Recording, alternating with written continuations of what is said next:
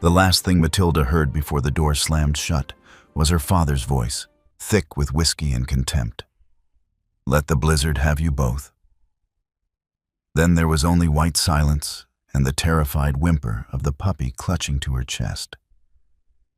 My lovely family, before we begin Matilda's story, I need to tell you something.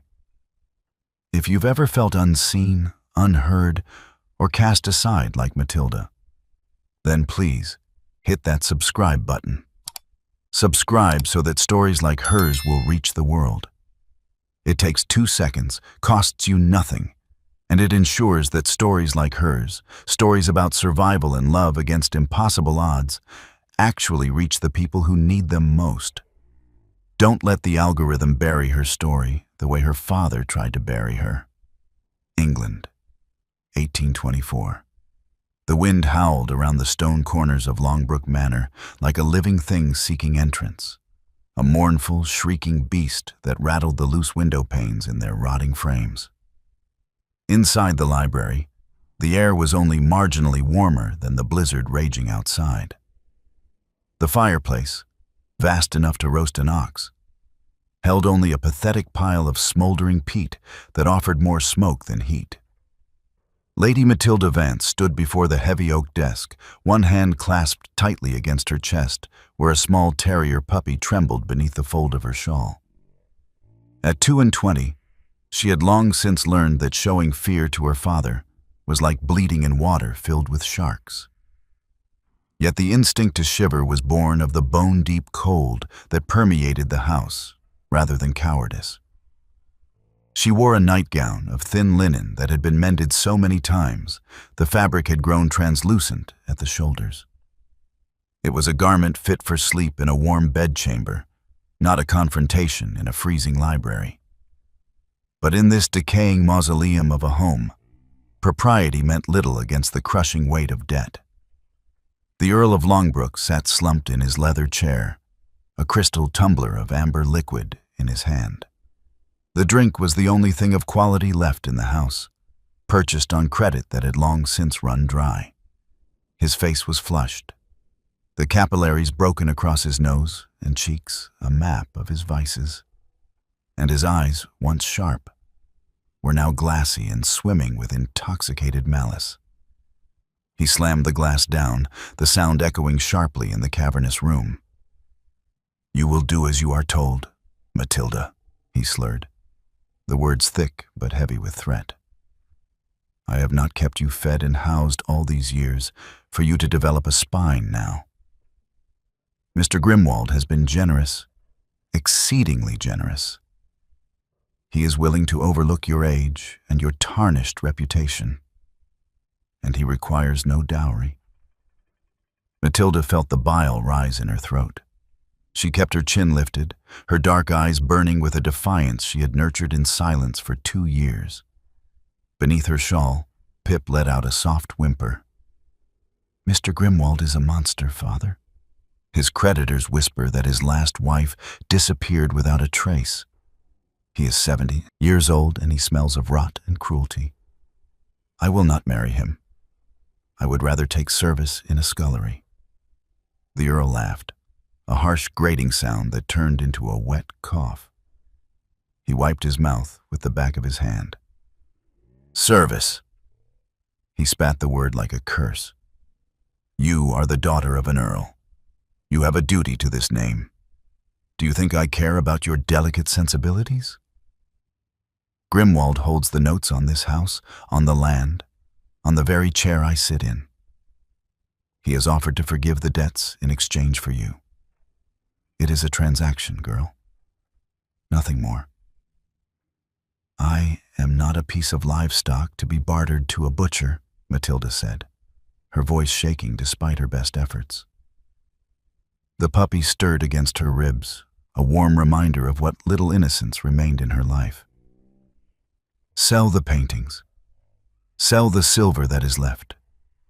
But do not sell me to a man who will see me dead within the year." The Earl's expression darkened, the drunken humor vanishing instantly. He stood, swaying slightly, his shadow stretching long and distorted against the wall. The paintings are gone. The silver is gone. Everything is gone except you and that filthy animal you insist on coddling like a child. His eyes fell on the small bulge beneath her shawl, and his lip curled in disgust.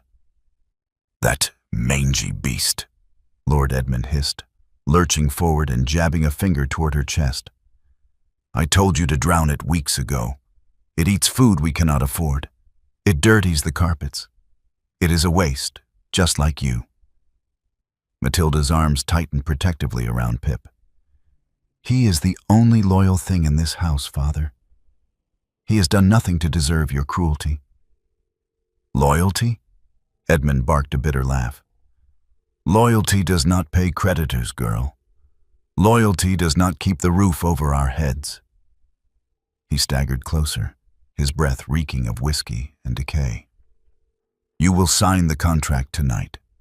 You will marry Grimwald at week's end, and you will dispose of that wretched creature, or I will do it myself." "No." The word was barely a whisper, but it rang through the library like a bell. Lord Edmund went very still. His face, already flushed with drink, turned a mottled shade of crimson. "What did you say?" Matilda's heart hammered against her ribs, but she held his gaze. "I said no, Father. I will not marry him, and I will not harm Pip." For a moment, there was only silence, save for the wind's relentless howl and the puppy's soft, anxious panting. Then Edmund moved. He closed the distance between them in 2 staggering steps, his hand shooting out to grip her arm with bruising force. Matilda gasped, clutching Pip tighter as her father wrenched her toward the library door. "You ungrateful, insolent wretch," he snarled, his voice shaking with rage. "You think you have a choice? You think you can defy me?" "Father, please." But there was no mercy in his eyes, only the cold, vicious satisfaction of a man who had already decided her fate. He dragged her through the darkened corridors of Longbrook Manor, past the empty rooms and covered furniture, past the portraits of ancestors who had once been proud. Matilda's bare feet slipped on the icy floorboards. Pip yelped as she struggled to keep him shielded from her father's fury. And then they were at the front door. Edmund threw it open, and the blizzard roared into the hall like a demon unleashed. Snow swirled in a violent white storm, and the cold hit Matilda like a physical blow. "No, Father, please," she cried, her voice lost in the wind. But Lord Edmund, the Earl of Longbrook, the man who had sired her and claimed dominion over her life, shoved her forward with all the strength of his rage. Matilda stumbled down the front steps, her thin nightgown no defense against the brutal cold. She fell to her knees in the snow, Pip tumbling from her arms with a sharp cry. Behind her, the door slammed shut with a finality that echoed louder than thunder. The lock turned, and the world became nothing but white and cold and the desperate, frightened whimpers of a puppy who did not understand why the warmth had gone away. Matilda crawled forward, her fingers numb and clumsy, and gathered Pip back into her arms. She pressed him against her chest, trying to shield him with her body as the wind tore at her hair and the snow blinded her eyes. She tried to stand, but her legs would not hold her. The cold was already seeping into her bones. "This is how it ends," she thought distantly, not in violence, not in scandal, but in silence and snow. Pip licked weakly at her chin, his small body shivering violently. "I'm sorry," Matilda whispered, her lips blue and trembling. "I'm so sorry, Pip." She curled around him, giving him what little warmth she had left, and the blizzard swallowed them whole. The cold was a living thing that crawled beneath Matilda's skin, burrowing into her flesh with claws of ice. She could no longer feel her feet. Her hands had gone from numb to burning, to nothing at all. The thin linen of her nightgown clung to her body, soaked through with snow that melted against her skin, only to freeze again in the relentless wind. Pip had stopped whimpering. That terrified her more than anything else. The small terrier lay pressed against her chest, tucked beneath what remained of her shawl, his tiny body still warm, but growing frighteningly still. She tried to whisper to him, to offer some comfort, but her lips would not form the words. Her breath came in shallow, labored gasps that burned her lungs. The road stretched endlessly before her, a ribbon of white disappearing into the howling darkness.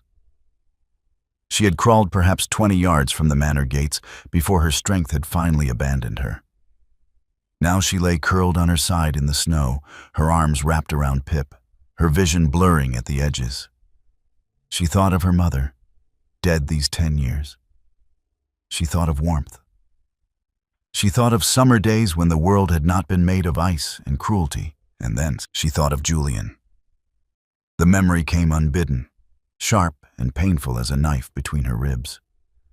Julian Ashford, Duke of Aldridge, with his storm-gray eyes and his honorable, uncompromising heart. The man she had loved, the man she had destroyed. Better he remember her as cold and mercenary than know the truth, she thought. Better he live his life hating her than be ruined by association with her father's crimes. The darkness crept closer, soft and almost kind. Pip stirred weakly against her chest, and she felt the hot sting of tears freeze on her cheeks. "I'm sorry," she breathed, the words barely a whisper lost to the wind. "I'm so sorry." And then she heard it. The muffled thunder of hooves, the jingle of harness, the creak of carriage wheels cutting through snow. She tried to lift her head, but her body would not obey. Her vision swam, and she saw only vague shapes moving through the white, dark forms against the blizzard, tall and imposing. A voice cut through the storm, sharp and commanding. "Stop the carriage!" Footsteps crunched through the snow, quick and purposeful. A shadow fell over her, blocking the wind for one blessed moment. Good God! The voice was familiar, achingly, impossibly familiar. Strong hands gripped her shoulders, turning her gently onto her back. She forced her eyes open, blinking against the snow, and found herself staring up into a face she had not seen in 2 years. Julian Ashford, Duke of Aldridge, looked down at her with an expression that might have been carved from the same ice that was killing her. His dark hair was dusted with snow, his greatcoat billowing around him like the wings of some avenging angel. But it was his eyes that struck her. Those gray eyes she had once thought held warmth now blazed with something cold and terrible. Recognition and fury. "Lady Matilda," he said, her name clipped and precise as a blade.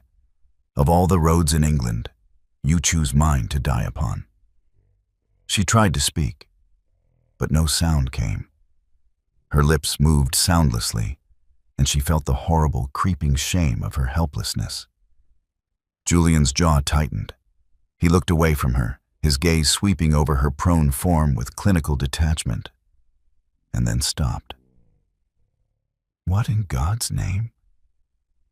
He reached down and carefully pulled back the edge of her shawl. Pip lay nestled against her chest, his small body shivering violently, his dark eyes wide and frightened.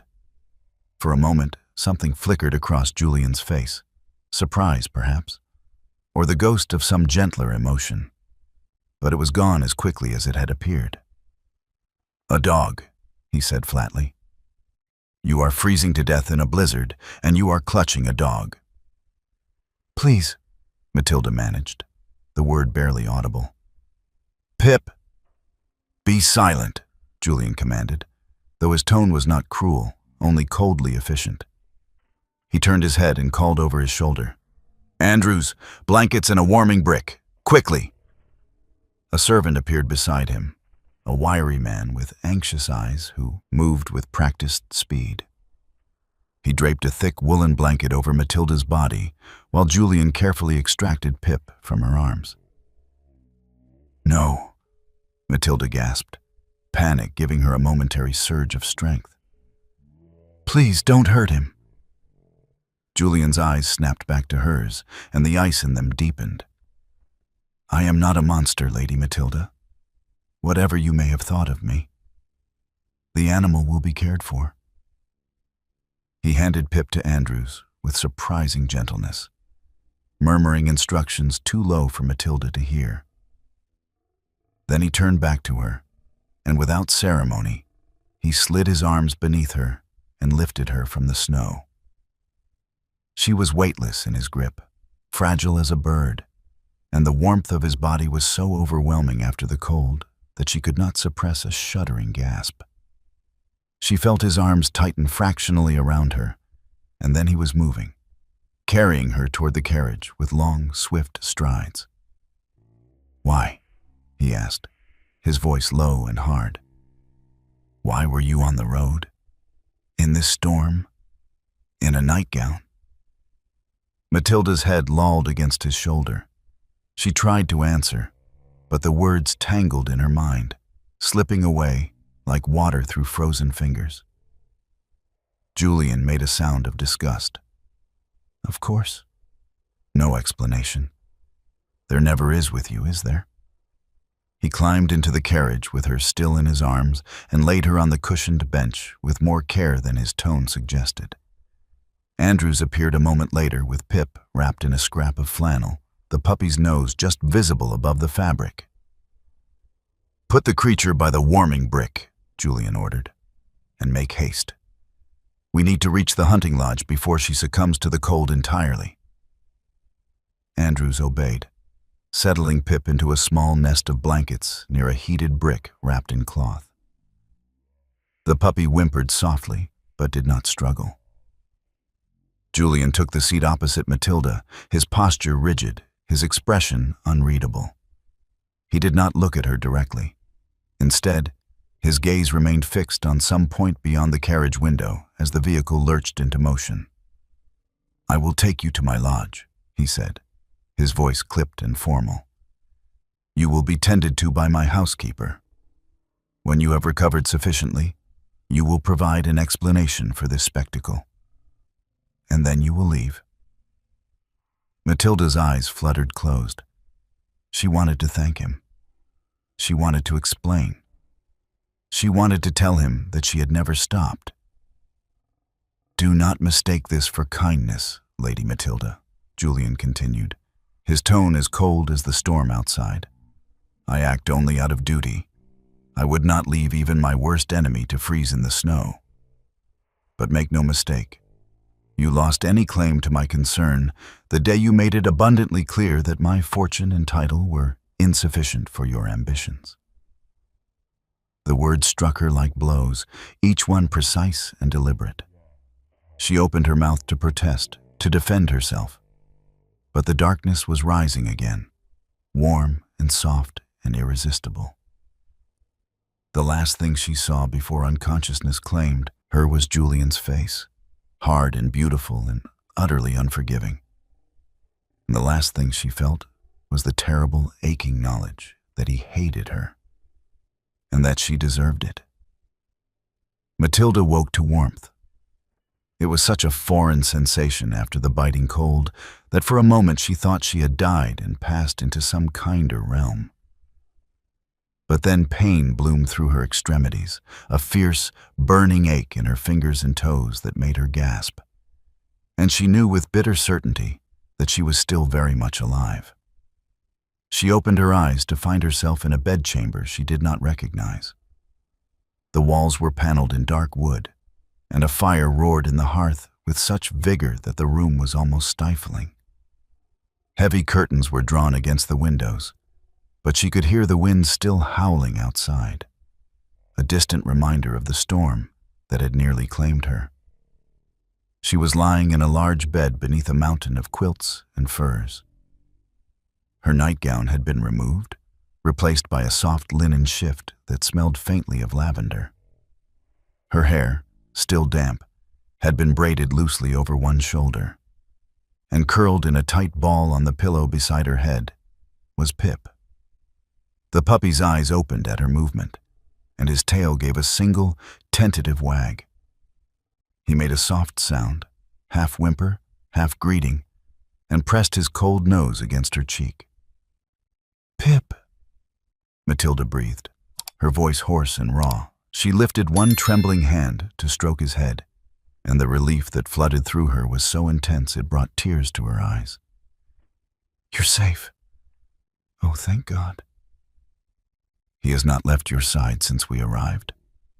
Matilda's head snapped toward the voice, and she found Julian standing near the fireplace, one hand resting on the mantel, his posture deceptively casual.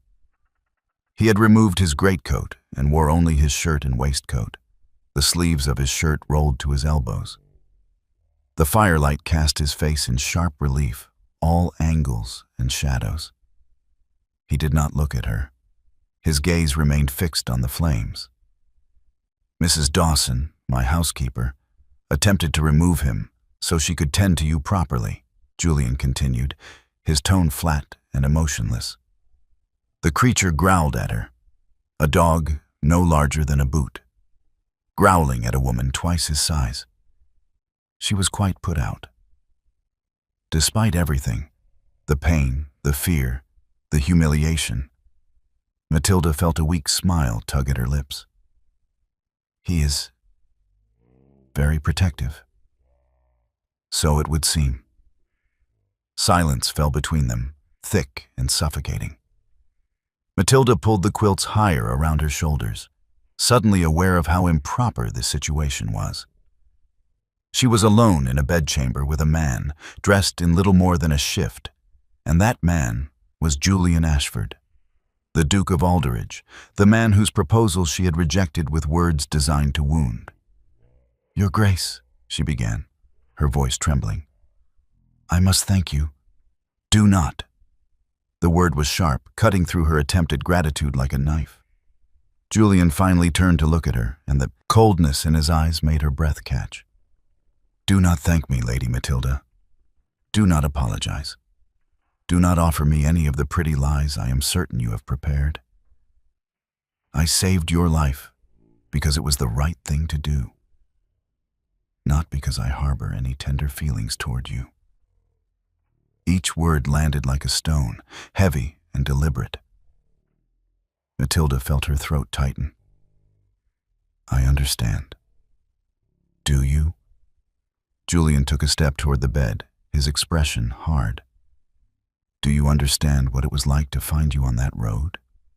To see you half frozen, clutching that animal as though it were the only thing tethering you to this world?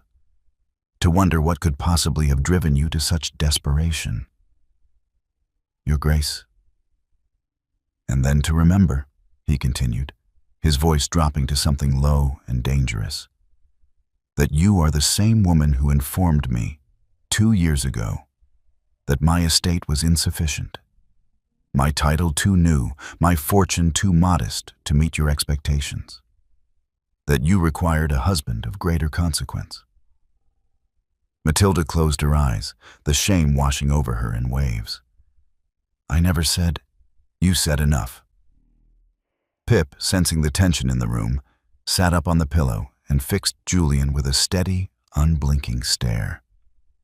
Then, to Matilda's horror and astonishment, the puppy stood, stretched, and leaped from the bed.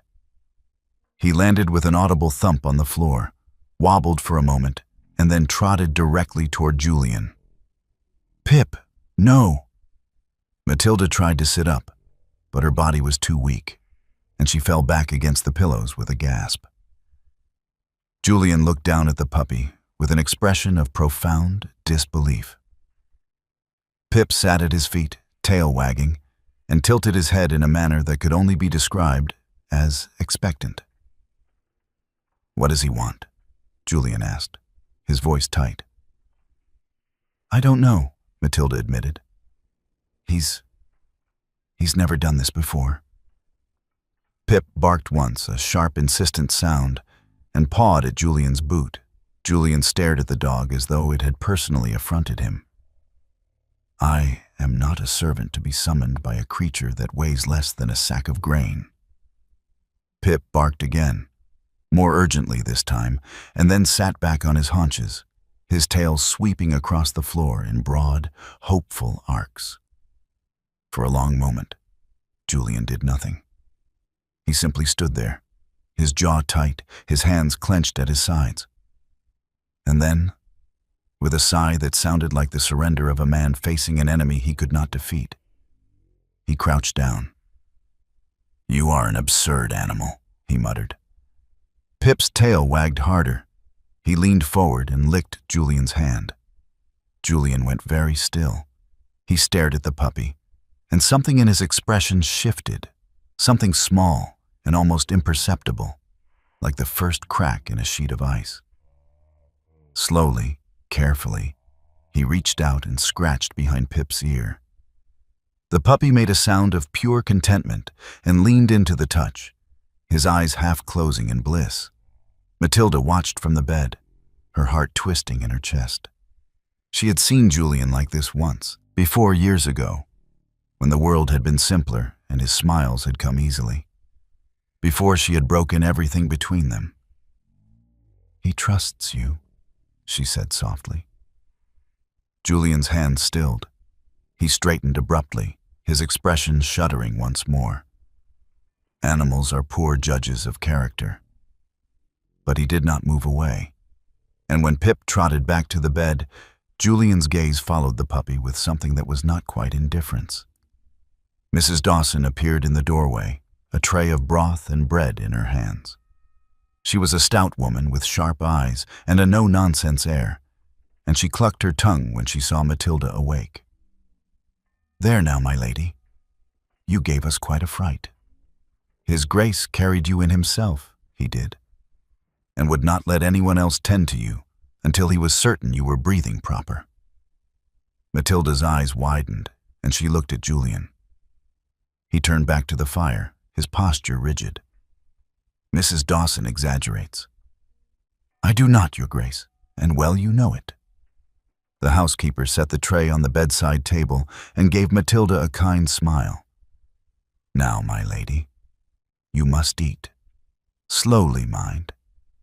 Your stomach will not take kindly to haste." Matilda accepted the broth with trembling hands, and Mrs. Dawson bustled about, adjusting the quilts and adding another log to the fire. Pip climbed back onto the bed and settled himself at Matilda's side, his eyes fixed on Julian.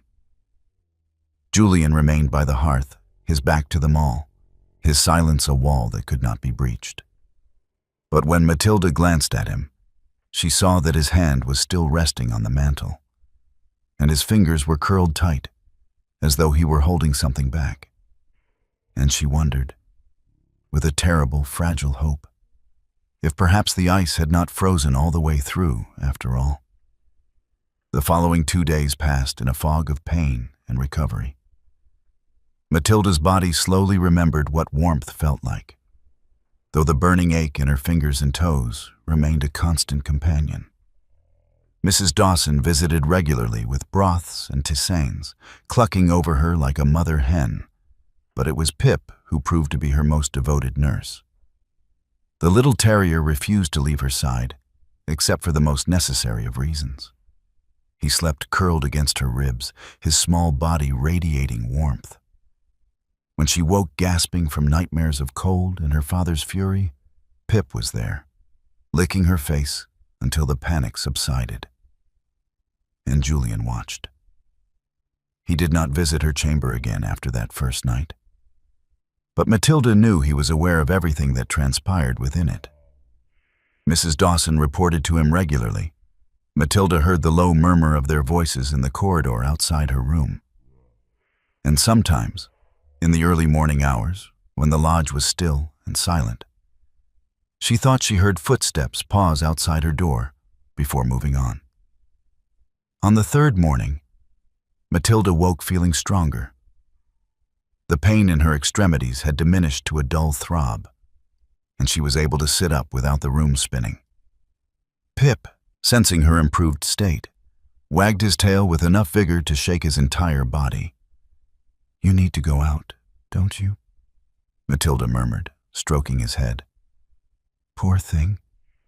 You've been so patient." She pushed back the quilts and swung her legs over the side of the bed. Her feet touched the cold floor and she winced, but she forced herself to stand. Mrs. Dawson had left a wool dressing gown draped over a chair, and Matilda wrapped herself in it, grateful for its warmth. Pip barked softly and trotted to the door, looking back at her expectantly. Yes, I'm coming," Matilda said, though her legs trembled with the effort of walking. She made it to the door and opened it carefully, peering out into the corridor. The hunting lodge was smaller than she had imagined, built for function rather than grandeur. The corridor was narrow and dim, lit by weak sunlight filtering through windows at either end. She could hear the distant clatter of pots from what must be the kitchen, and somewhere deeper in the lodge, the low rumble of a man's voice. Julian. Matilda's heart clenched. She had not seen him since that first night, and part of her was grateful for the reprieve. But another part, a treacherous, foolish part, ached at his absence.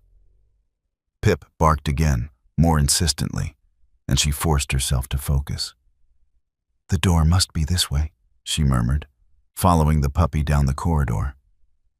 She found it at the end of the hall, a heavy wooden door that led to a small rear courtyard. The snow had stopped falling, but the world outside was blanketed in white, pristine and blinding in the morning sun.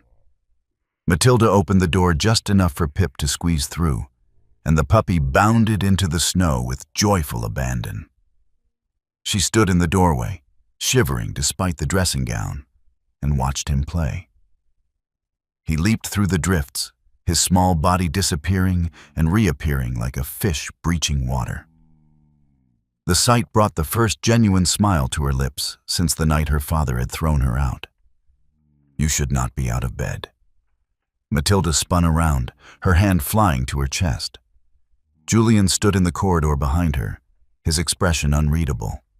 He wore riding clothes, and his dark hair was slightly disheveled, as though he had just come in from outside. Pip needed," she stammered, gesturing toward the courtyard. Julian's gaze moved past her to where the puppy was attempting to catch snowflakes on his tongue. Something flickered in his eyes, amusement, perhaps, or exasperation, but it was gone before Matilda could name it. "The animal could have waited until Mrs. Dawson took him out," Julian said. "You are still recovering. You should be resting." "I've rested for 2 days," Matilda replied, lifting her chin despite the weakness in her legs. "I cannot lie abed forever." "You can lie abed until you are fully recovered," Julian countered. "Or do you intend to collapse again? I assure you my patience for rescuing you has reached its limit." The word stung, but Matilda forced herself not to flinch. "I did not ask to be rescued, Your Grace." "No," Julian said quietly, his eyes darkening. "You merely threw yourself into a blizzard and waited to die. A fine distinction." Matilda looked away, unable to meet his gaze. In the courtyard, Pip had stopped playing and was watching them through the open door, his tail still wagging but his posture alert. Julian was silent for a long moment. Then he said, his voice carefully neutral, "Why the dog?" Matilda blinked. "I beg your pardon?" "Why risk your life for the animal?" Julian gestured toward Pip. "Mrs. Dawson tells me you would not eat until she assured you the creature had been fed first, that you gave him the warmest part of the bed, that you argued with her when she suggested he might be more comfortable in the kitchens." Matilda's throat tightened. "He is all I have." The words came out before she could stop them, raw and honest and far too revealing. Julian's expression shifted, something unguarded passing across his face. All you have, he repeated slowly. What of your father? Your family? Matilda's hands clenched in the fabric of her dressing gown. My father is the reason I was in that blizzard, Your Grace. He is the reason I had nothing but Pip. She saw Julian's jaw tighten. He took a step closer, his eyes searching her face with an intensity that made her want to retreat. Explain. I cannot. Matilda. Her name on his lips was a command, stripped of formality, and it shook her to her core. What did he do to you? Before she could answer, Pip barked sharply from the courtyard. Matilda turned, intending to call him back inside, and the movement caused the sleeve of her dressing gown to slip down her arm. Julian's hand shot out, catching her wrist with surprising gentleness. Wait. Matilda froze. She looked down and saw what he had seen, the bruises that ringed her forearm like a bracelet, purple and green and yellow, the unmistakable shape of fingers pressed into flesh. What is this? Julian demanded, his voice low and dangerous. Matilda tried to pull away, but his grip tightened fractionally, keeping her in place, not hurting but not releasing. It's nothing, she whispered. It is not nothing. Julian's other hand reached for her left arm, and before she could protest, he pushed back that sleeve as well. More bruises, these darker and more vicious, and higher up, near her shoulder, the fading yellow shadow of what could only have been a blow. Julian went utterly still. When he spoke again, his voice was barely above a whisper, and it shook with a fury so cold it burned. Who did this to you? Matilda could not answer. The words lodged in her throat, tangled with shame and fear and the desperate need to protect him from the truth. But she did not need to answer. She saw the understanding dawn in his eyes, saw the moment he connected the pieces, the blizzard, her nightgown, her father's name, unspoken between them. Edmund? Julian said, and the name was a curse. Matilda pulled her arms free and wrapped them around herself, hiding the evidence of her father's cruelty. Please, Your Grace. Do not what? Julian's voice was sharp now, all pretense of coldness shattered. Do not acknowledge that you were beaten? That you were thrown into a storm to die? That you clutched a puppy and prioritized his life over your own because he was the only creature in your world who showed you kindness? Each question struck her like a blow, and she felt tears prick her eyes. You don't understand. Then make me understand, Julian said. He stepped closer, and his presence was overwhelming, all restrained fury and anguished confusion. Make me understand why the woman I thought was cold and mercenary is standing before me covered in bruises, half-starved, and more concerned for a dog than for herself. Make me understand why you rejected me with words designed to wound and then ended up on a frozen road with nothing but a puppy and a death wish. Matilda shook her head, the tears spilling over now. I cannot, or will not. Both, she whispered. Julian stared at her, his chest rising and falling with barely controlled emotion. And then, to her shock, his expression softened, just slightly, just enough to let her see the man beneath the duke. You protected him, Julian said quietly, his gaze dropping to where Pip sat in the doorway, watching them. Even when it cost you everything. He is innocent, Matilda said, her voice breaking. He does not deserve cruelty. Neither do you. The words hung between them, simple and devastating. Matilda looked up at Julian and saw something in his eyes she had not seen in 2 years. Doubt. Doubt about the narrative he had built around her. doubt about his own certainty, and beneath the doubt, the first fragile stirrings of something that looked like understanding. The peace of the hunting lodge shattered 3 days later with the thunder of hooves and the sharp rap of a fist against the front door. Matilda was in the small sitting room, Pip curled contentedly in her lap, when she heard the commotion. The puppy's head shot up, his ears pricked forward, and a low growl rumbled in his small chest, a sound she had only heard him make once before, in her father's presence. Her blood turned to ice. She heard Mrs. Dawson's voice in the entrance hall, high and agitated, and then another voice that made her stomach twist with dread. Deep and slurred and full of righteous indignation. Lord Edmund Vance, Earl of Longbrook, had found her. Matilda stood on trembling legs, Pip clutched to her chest. She wanted to run, to hide, but there was nowhere to go. The lodge was small, and her father's voice was growing louder, filling the space with the particular menace of a man who believed himself entitled to everything he touched. "I will see my daughter," Edmund roared. "I am her father and her legal guardian. You have no right to keep her from me, woman." "His Grace is not receiving visitors," Mrs. Dawson replied, her tone admirably firm despite the circumstances. "You will have to return at a more suitable. I will not be dismissed by a servant. Where is the Duke? Where is my daughter?" Footsteps echoed in the corridor, sharp and purposeful, and then Julian's voice cut through the chaos like a blade. "That is quite enough, Lord Edmund." Matilda moved to the doorway of the sitting room, staying just out of sight, and peered into the entrance hall. Her father stood near the door, his greatcoat dusted with snow, his face mottled with drink and fury. Beside him stood a thin, pale man in a dark suit clutching a leather satchel, a bailiff or solicitor by the look of him.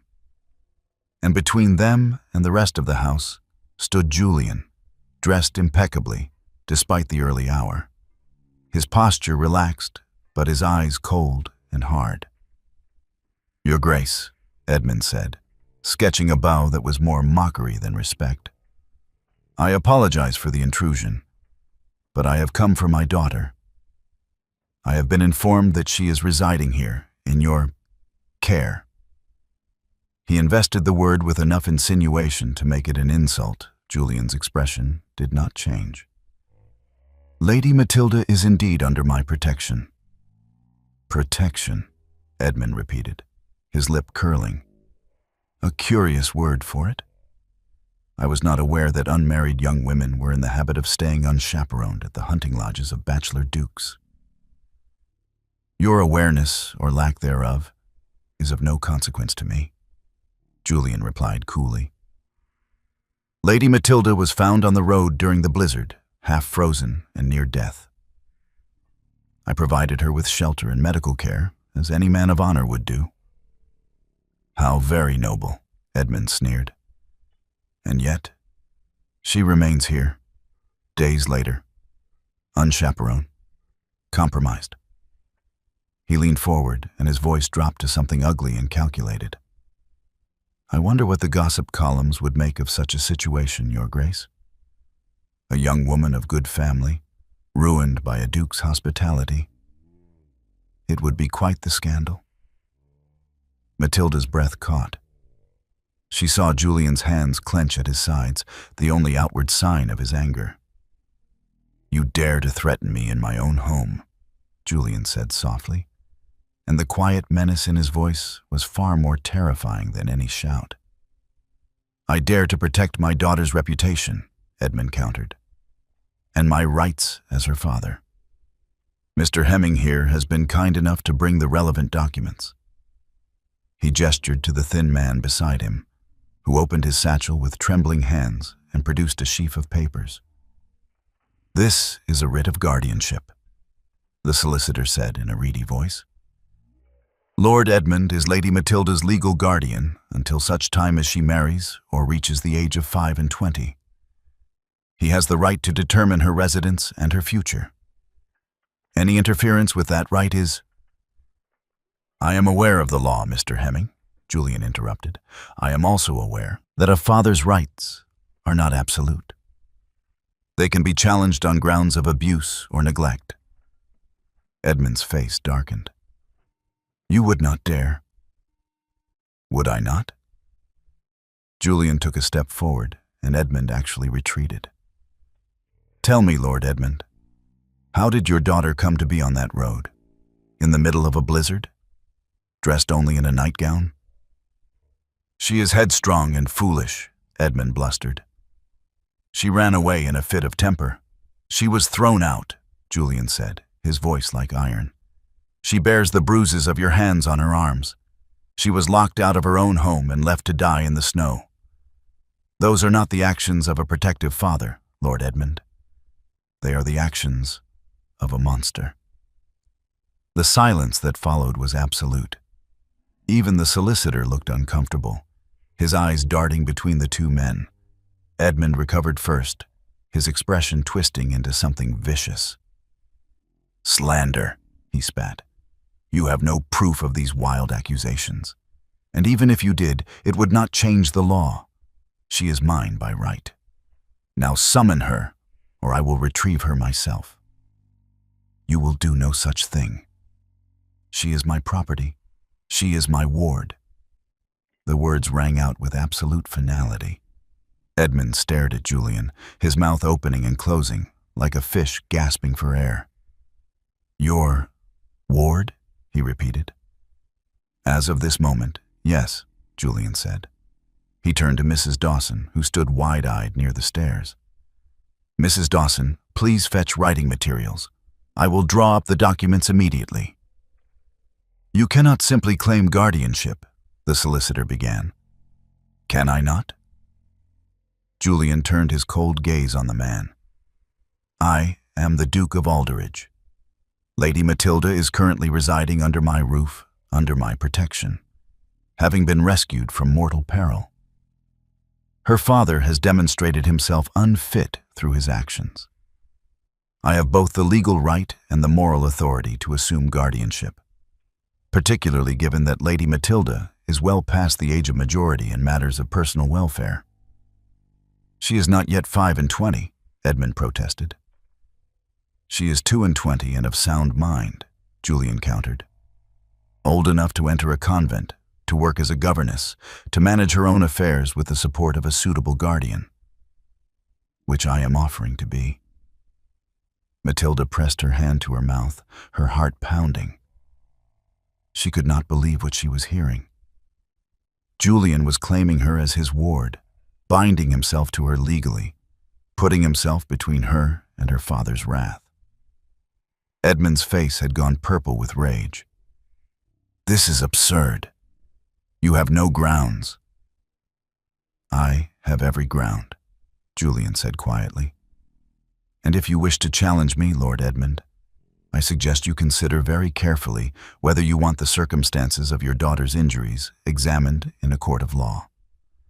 I am quite prepared to bring witnesses. Mrs. Dawson saw the bruises. My physician documented them, and I have several servants who can testify to Lady Matilda's condition when she arrived, half-frozen, traumatized, and clutching a small dog for comfort. The dog! Edmund seized on this, his eyes lighting with malicious triumph. That filthy mongrel. She stole it. It belongs to the estate. The dog belongs to me, Julian said flatly. Edmund blinked. What? The terrier is mine, a rare hunting breed I acquired last month. I had temporarily loaned him to Lady Matilda for companionship. When she was cast out, she naturally brought my property with her. I am grateful to her for protecting the animal at great personal cost. Matilda nearly laughed. The lie was so audacious, so perfectly delivered, that even she almost believed it. Pip, as if sensing he was the subject of discussion, poked his head around her skirts and wagged his tail. Edmund's mouth worked soundlessly. The solicitor looked at his papers as though they might provide some answer to this madness. "This is preposterous," Edmund finally managed. "You cannot." "I can, and I have," Julian said. He accepted the writing materials from Mrs. Dawson and moved to a small table near the window. "Mr. Hemming, you may witness the documents if you wish to be useful. Otherwise, you may leave." The solicitor hesitated, then scurried over to Julian's side, clearly deciding that the Duke of Aldridge was a safer patron than a debt-ridden earl. Edmund stood in the center of the hall, shaking with impotent fury. His eyes swept the room and landed on Matilda, half hidden in the doorway of the sitting room. "You," he snarled, "you ungrateful wretch. You have destroyed me. You have ruined everything." Julian's head snapped up. "One more word to her, Lord Edmund, and I will have you thrown out into the snow. Let us see how you enjoy the hospitality you showed your own daughter." Edmund's mouth snapped shut. For a moment, he looked as though he might charge forward. But something in Julian's eyes stopped him. "You will regret this," Edmund said, his voice shaking. "Both of you. I will see you ruined." "You have no power here," Julian said quietly. "You are a bankrupt earl with more debts than honor.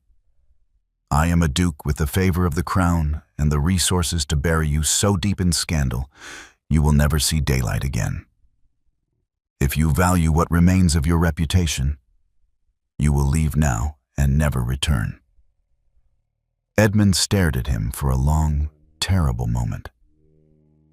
Then he spun on his heel and stalked toward the door, his solicitor scrambling to follow. At the threshold, he turned back. "She is poison, Your Grace. She will destroy you, just as she destroyed me." And then he was gone, the door slamming behind him with enough force to rattle the windows. The silence that followed was deafening. Julian remained at the table, his pen still in his hand, his shoulders rigid. Mrs. Dawson bustled away, muttering about tea and nerves.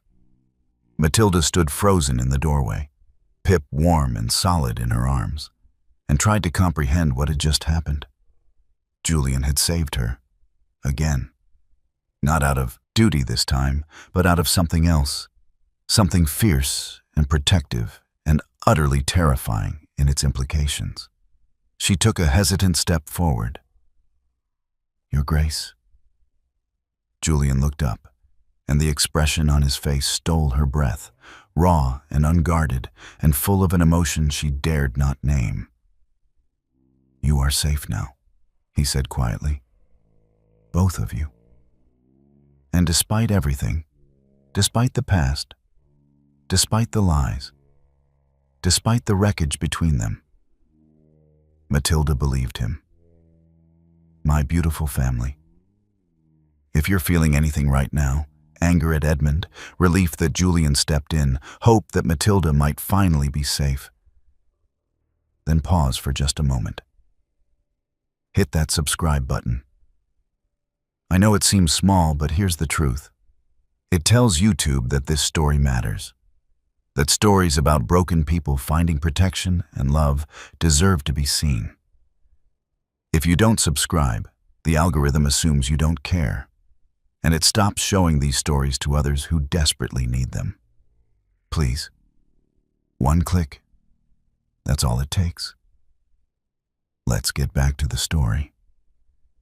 The storm that had raged outside the lodge for days finally broke that evening, leaving behind a silence so profound it seemed to press against the walls. Matilda stood at the window of the sitting room, watching the last rays of sunlight paint the snow-covered landscape in shades of rose and gold.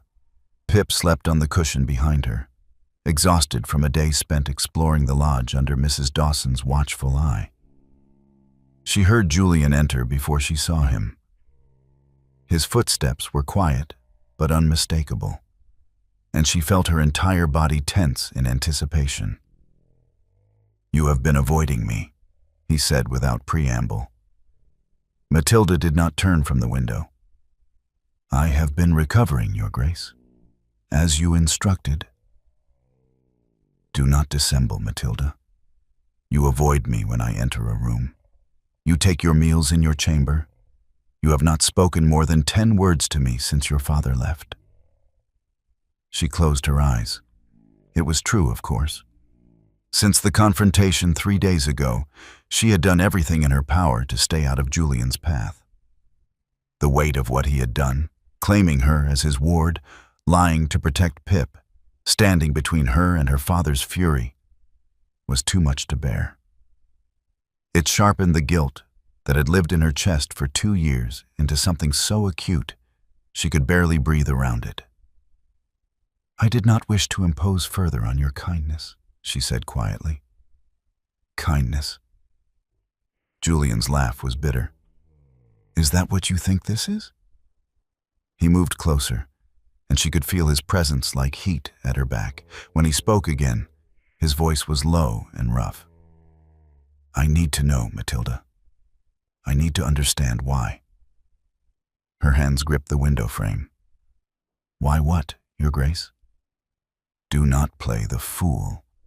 It does not suit you. His reflection appeared in the glass beside hers, his face drawn and haggard in the fading light. 2 years ago, you rejected my proposal. You told me that my fortune was insufficient, that my title was too newly acquired, that you required a husband of greater consequence and older lineage. And I believed you. God help me, I believed every word. Matilda felt tears prick her eyes. Your Grace. But the woman who said those words, Julian continued, his voice rising, does not exist. I see that now. That woman would not risk her life for a puppy. That woman would not bear bruises in silence. That woman would not look at me the way you do, as though I am something precious you have no right to touch. Please, Matilda whispered, do not do this. Then tell me the truth. Julian's hand appeared beside hers on the window frame, so close she could feel the warmth of his skin. Tell me why you lied. Tell me why you sent me away. Tell me why I have spent 2 years hating you, when every instinct I possess is screaming that I should have fought harder to understand. The tears spilled over now, hot against her frozen cheeks. She could not tell him. To tell him would be to expose the rot at the heart of her father's house, the scandal that would have destroyed everything Julian had worked for. It would be selfish and cruel, and he threatened you, Julian said suddenly, and Matilda's breath stopped. Your father? He threatened you with something. That is why you refused me. Matilda shook her head, but the denial was weak, transparent. Julian turned her to face him, his hands gentle but implacable on her shoulders. What did he threaten you with, Matilda? What could possibly have been terrible enough to make you choose a lifetime of abuse over a future with me? It was not about me, she choked out. It was never about me. Then what? Julian demanded. And there was anguish in his voice now, raw and desperate. What was worth sacrificing everything for?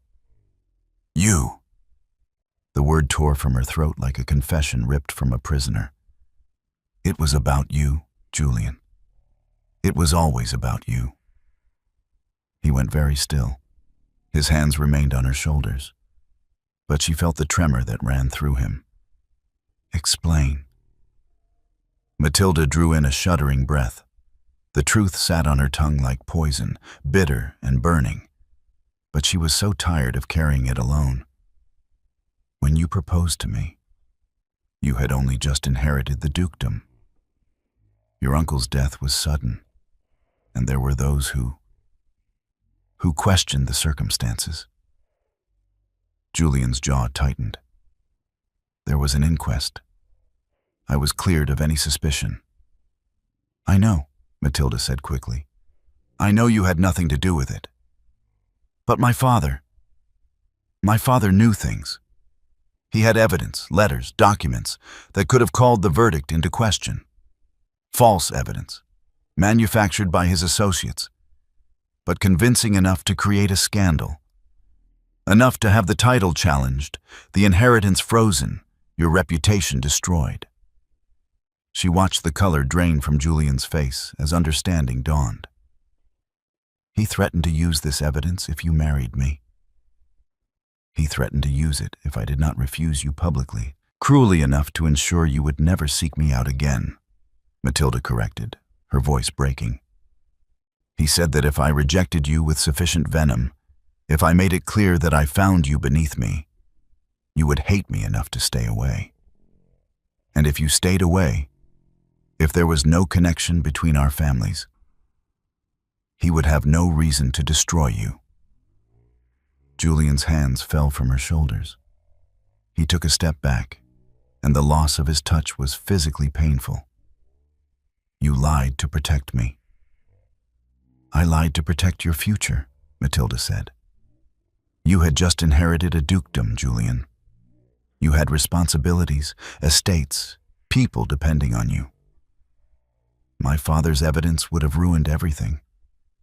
It would have dragged you through courts and scandal sheets. It would have tainted your name forever. She wiped at her tears with shaking hands. I could not let that happen. Not when I had the power to stop it. By destroying yourself, Julian said, and his voice was hollow. By condemning yourself to years of abuse and isolation. By making me believe you were something you were not. It was the only way, Matilda whispered. He made it clear that if I told you the truth, if I sought your help, he would release the evidence immediately. The scandal would have been worse if it appeared we were conspiring together. So I did what he asked. I said the words that would make you hate me, and I prayed that you would forget me and build the life you deserved. Julian turned away from her, his hands rising to grip his hair. She could see the tension in every line of his body, the way he seemed to be holding himself together by sheer force of will. And the puppy? The question was so unexpected that Matilda almost laughed. What? Pip, Julian said, still not looking at her. Where does he fit into this tragedy? I found him last winter, Matilda said softly.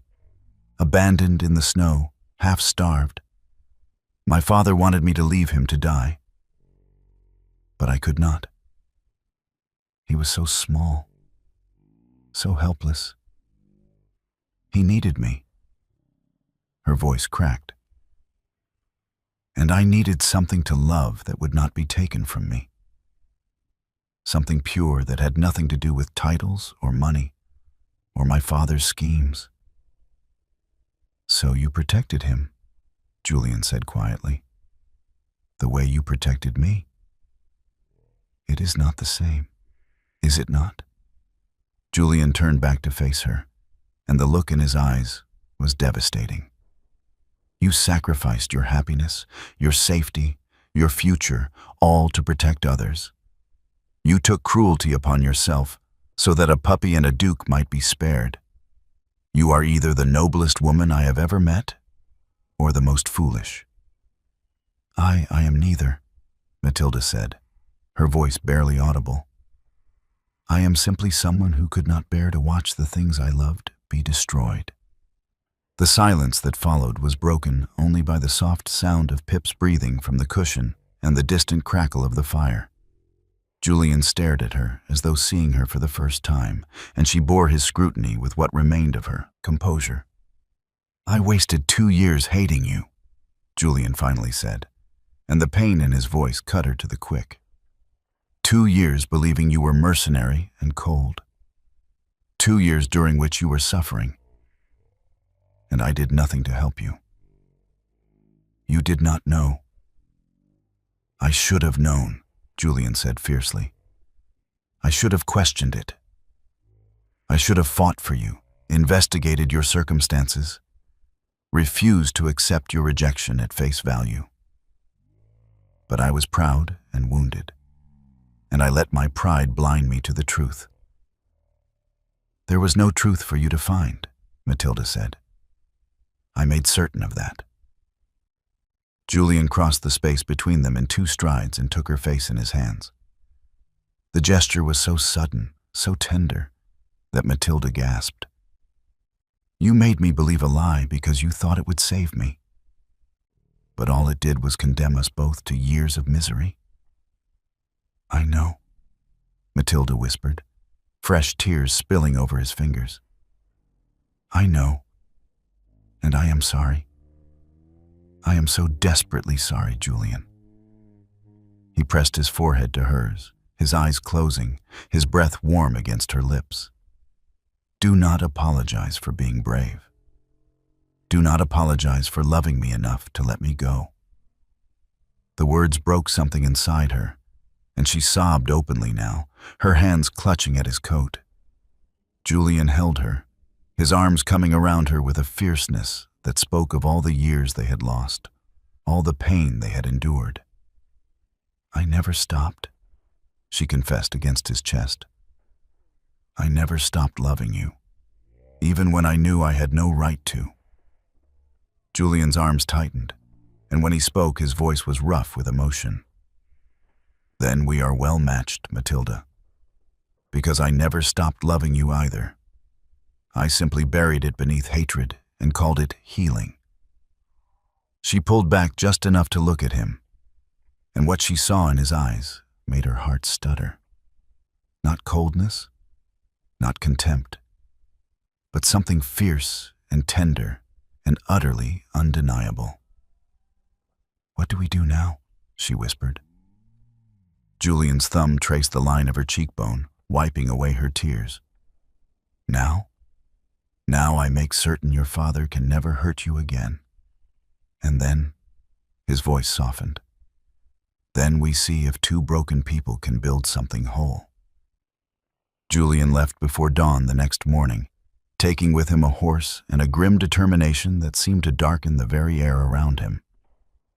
He told Matilda only that he had business in London that could not wait, but she saw the cold fury in his eyes and knew that Edmund's reckoning had come. She spent the day in a state of anxious suspension, unable to eat, unable to rest. Pip sensed her distress and remained pressed against her side, his warm weight a small comfort in the face of her mounting dread. Mrs. Dawson tried to distract her with needlework and conversation. But Matilda could focus on nothing but the image of Julian riding through the winter landscape with vengeance carved into every line of his body. What if her father fought back? What if the scandal she had tried so desperately to prevent was unleashed anyway? What if Julian's attempts to protect her only brought about the very destruction she had sacrificed everything to avoid? The questions circled in her mind like vultures, and by the time evening fell, she had worn a path in the carpet with her pacing. Julian returned 3 days later, just as the sun was setting. Matilda heard the horse's hooves in the courtyard and rushed to the window, her heart in her throat. He dismounted with the careful movements of a man who had ridden hard and slept little, his face drawn and shadowed with exhaustion. But when he entered the lodge and their eyes met across the entrance hall, she saw something in his expression that stopped her breath. Satisfaction, cold, absolute, and utterly merciless. It is done, he said simply. Matilda descended the stairs on trembling legs, Pip trotting at her heels. What is done? Julian, what have you— Come, he said, extending his hand. We should speak in private. She took his hand, and he led her to the small study at the back of the lodge. A fire burned in the hearth, and papers were scattered across the desk. Documents covered in dense legal script that made her head swim just looking at them. Julian poured himself a measure of brandy and downed it in one swallow before turning to face her. I went to London to see my solicitor, Mr. Pierce. I asked him to investigate your father's financial affairs and any evidence he might have manufactured regarding my uncle's death. Matilda's hands twisted together. And?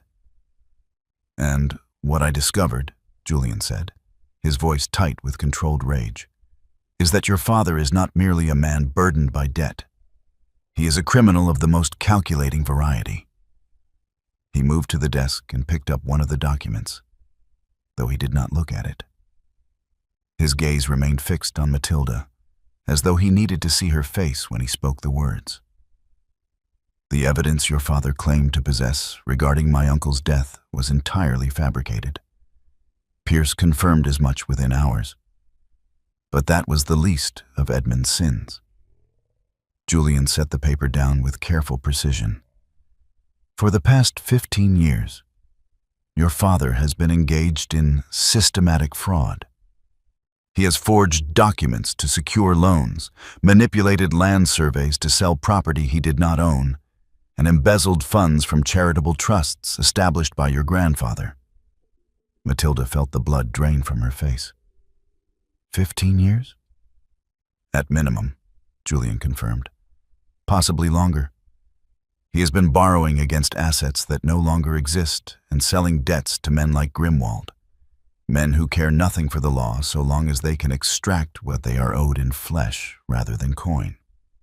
She sank into a chair, her legs no longer capable of supporting her. Pip jumped into her lap immediately, pressing his nose against her palm, and she clutched him like a lifeline. The evidence he threatened you with, Julian continued, his voice softening marginally, was a collection of forged letters purporting to show that I had conspired with my uncle's physician to hasten his death through the administration of certain medications. The physician in question has been dead for 18 months, conveniently unable to refute the claims. But Pierce traced the origin of the letters to a forger in Cheapside, who has worked for your father on multiple occasions. He planned it, Matilda whispered. He planned to blackmail you from the moment you proposed. Yes, Julian said flatly. He saw an opportunity to bind himself to a duke, either through your marriage, which would have given him access to my resources, or through blackmail, which would have given him power over me. When you refused him, he made certain you had no choice. Matilda pressed her hand to her mouth, nausea rising in her throat. I truly believed the evidence was real. He showed me documents, letters with your seal, forgeries, Julian said, all of it. But convincing enough to terrify a young woman who had no resources to verify their authenticity and every reason to fear what would happen if she challenged her father. He crossed to her and knelt before her chair, taking her cold hands in his. You sacrificed 2 years of your life for a lie, Matilda. You endured abuse and isolation and nearly died in the snow, all to protect me from a threat that never truly existed. The grief in his voice undid her. Tears spilled down her cheeks, and she could not speak for the sob that caught in her throat. Julian's hands tightened on hers. The fault is not yours. It is his. Every moment of suffering you endured, every bruise on your skin, every nightmare that wakes you in the dark, all of it rests on Edmund's shoulders. And I swear to you, Matilda, he will pay for every single transgression. What have you done? She managed to ask. I have done what should have been done years ago, Julian said, his voice hardening to steel. Pierce has compiled a comprehensive dossier of your father's crimes. We have testimony from creditors, victims of his fraud, and the forger himself, who is more than willing to cooperate in exchange for leniency. We have financial records that prove Edmund has been operating a criminal enterprise under the guise of aristocratic privilege. He released her hands and stood, moving back to the desk. I presented this evidence to the Lord Chancellor this morning. By week's end, formal charges will be filed. Your father will be arrested for fraud, forgery, embezzlement, and conspiracy. If convicted, he faces transportation or imprisonment for the remainder of his natural life. Matilda could not breathe. The room seemed to tilt around her, and only Pip's solid warmth kept her tethered to reality. "You have destroyed him." "I have brought him to justice," Julian corrected. "There is a difference." "He is still my father," she whispered, though the words felt hollow even as she spoke them. "He ceased to be your father the moment he struck you," Julian said, and there was no compromise in his tone. "He ceased to be worthy of that title the moment he locked you out in a blizzard to die. Whatever bond of blood exists between you, Matilda, he severed it long ago." She knew he was right. She had known it for years, perhaps. But hearing it spoken aloud, hearing the final, irrevocable judgment pronounced, left her feeling unmoored and strangely weightless. "What happens now?" she asked. Julian returned to kneel before her, and this time he cupped her face in his hands, forcing her to meet his eyes. "Now, you are free. Truly free. Edmund will never touch you again. He will never threaten you, never manipulate you, never use you as a pawn in his schemes. The law will strip him of his title, his lands, and his liberty. And you?" His voice broke just slightly. "You will finally be safe." Matilda searched his face and saw not only determination, but something deeper. Grief. Not for Edmund, but for her, for the years she had lost, for the girl she had been before her father's cruelty had carved away her innocence. "I should have protected you sooner," Julian said, his thumb brushing away her tears. "I should have seen through the lie, should have investigated, should have refused to accept your rejection. I failed you, Matilda, and I will carry that guilt for the rest of my life." "No," she said, finding her voice at last. "You could not have known. I made certain you could not know. The failure is not yours, Julian. It never was." "Then we share it," he said quietly. "The guilt, the grief, the wasted years. We share them, and we vow to waste no more time." She leaned forward and pressed her forehead to his, Pip squirming between them with a soft whine. "What does that mean?" Julian's hand slid from her face to her shoulders, steadying her, anchoring her. "It means that I am going to spend every remaining day proving to you that you were worth fighting for, that you are worth everything. And it means that when your father's trial is concluded and you are legally free of his shadow, I am going to ask you a question I should have asked 2 years ago.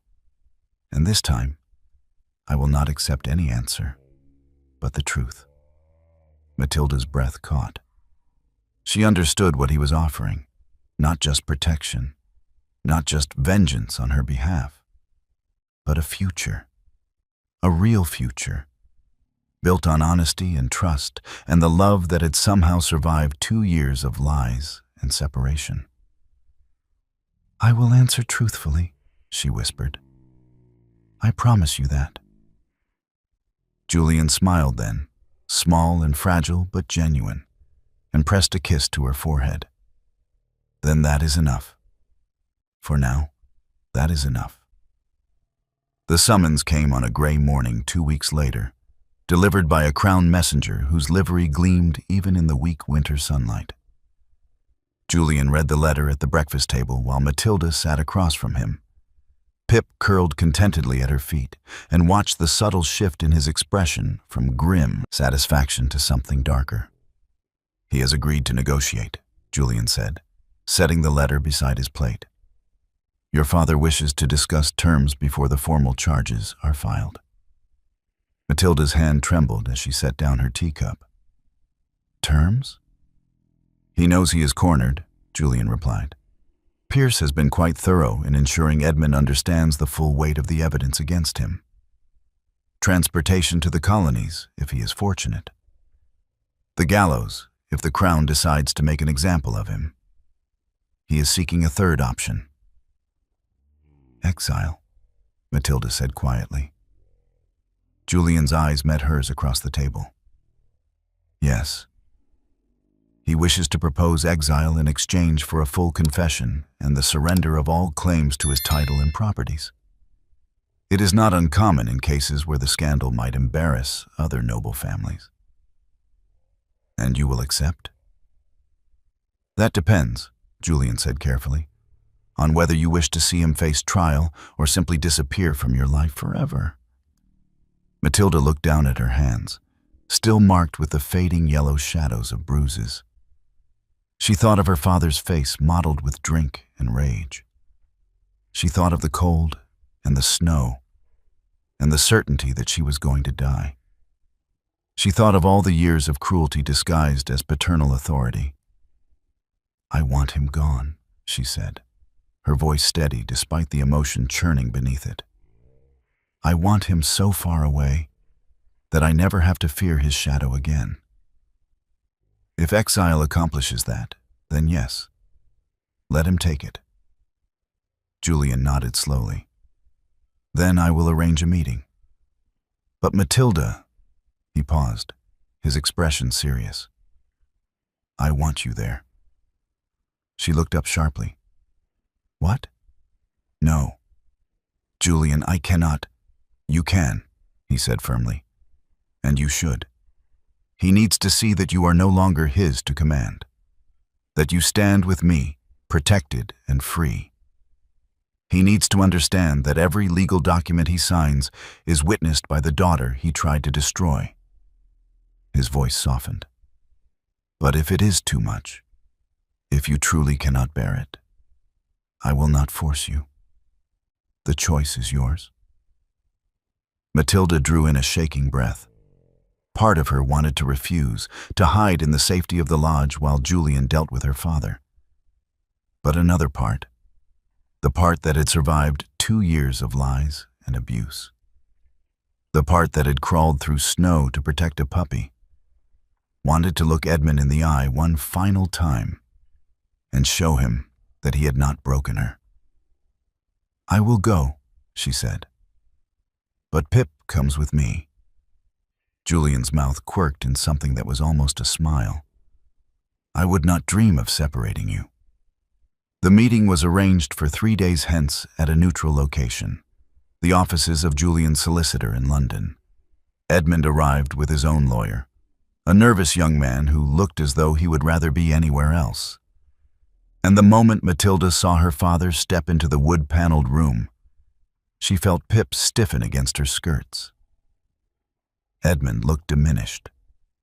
His face was gaunt, his clothes hung loosely on his frame, and the arrogant fury that had always animated him seemed to have drained away, leaving only a hollowed-out shell. His eyes found Matilda immediately, and something flickered in them.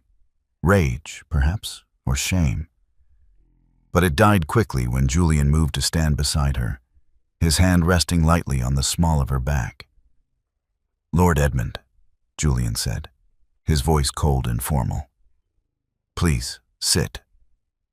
Edmund sat heavily in the chair indicated by Pierce, the solicitor, who presided over the meeting with the grim efficiency of an executioner. The young lawyer beside Edmund shuffled papers nervously. You understand why we are here, Pierce began without preamble. The Crown has been presented with extensive evidence of your crimes, Lord Edmund. Fraud, forgery, embezzlement, conspiracy, and blackmail. The case against you is comprehensive and damning. You face arrest, trial, and in all likelihood, either transportation or execution. Edmund's hands clenched on the arms of his chair, but he said nothing. However, Pierce continued, His Grace the Duke of Aldridge has graciously proposed an alternative. You will sign a full confession to all charges. You will surrender your title, your lands, and all properties associated with the earldom of Longbrook.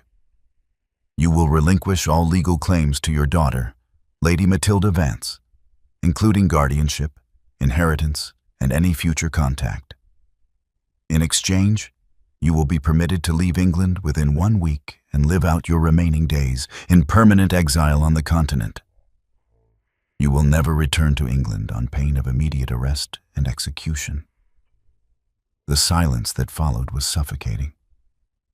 Edmund's face had gone ashen, his eyes darting between Pierce, Julian, and finally Matilda.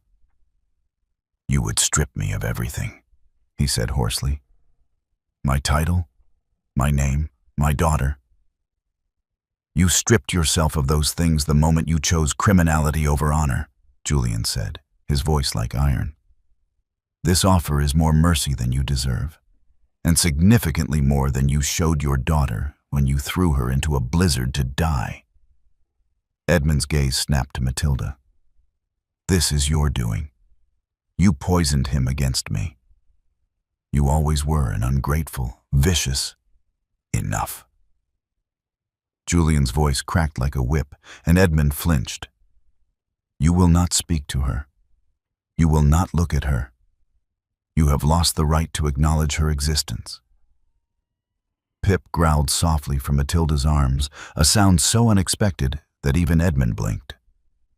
Pierce slid a stack of documents across the table. "These are the terms, Lord Edmund. You may review them with your counsel, but I advise you that the offer expires at sunset today. After that, the Crown proceeds with formal charges, and you take your chances with a jury." Edmund's lawyer leaned in and whispered urgently in his ear. Matilda watched her father's face cycle through emotions, rage, desperation, calculation, before finally settling on defeated resignation. "Where would I go?" Edmund asked, his voice barely above a whisper. "That is no concern of ours," Julian replied. "You will be provided with a modest allowance sufficient to live quietly in whatever corner of Europe will tolerate you. But you will go, and you will never return." Edmund stared at the documents as though they were a death sentence. Perhaps in a way, they were. The death of his title, his legacy, his power, everything he had valued more than his own daughter. "If I sign," he said slowly, "she goes free?" "She is already free," Julian corrected. "She ceased to belong to you the moment I claimed her as my ward. This merely formalizes what is already true." Edmund's jaw worked. He looked at Matilda one last time, and she met his gaze without flinching.